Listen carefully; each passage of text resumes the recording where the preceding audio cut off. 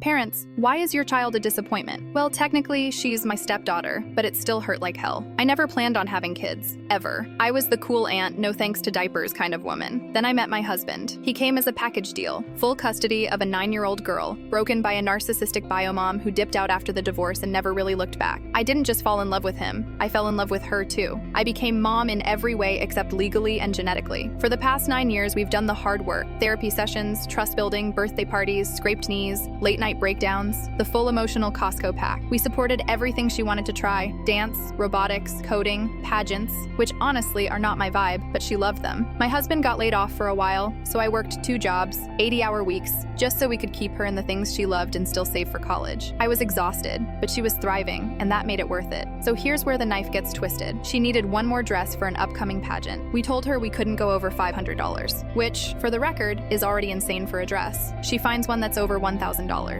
We say no. Budget's a budget. She goes to her bio mom, who suddenly decides to make her once-a-year guest appearance and buys the dress. Whatever. I roll my eyes and move on. The girl gets to shine in the gown of her dreams. Fine. Then comes the pageant. Part of the event involves each contestant reading a little speech, basically a thank you to the people who've supported them. She gets up on stage and reads a full-on glowing tribute to her bio mom, talked about how her amazing mother made sacrifices, raised her and her siblings alone, how she inspired her, lifted her up, all that Pinterest inspo speech stuff, and I'm just sitting there in the audience, in the dress I hemmed for her, listening to this fantasy monologue about a woman who couldn't even bother to show up for parent-teacher night. People around me looked genuinely confused. Friends gave me that awkward, "Wait, what just happened?" face. One even came up afterward and said, "That didn't seem fair." I just smiled like a damn politician and said, "We want her to have a positive relationship with her mom."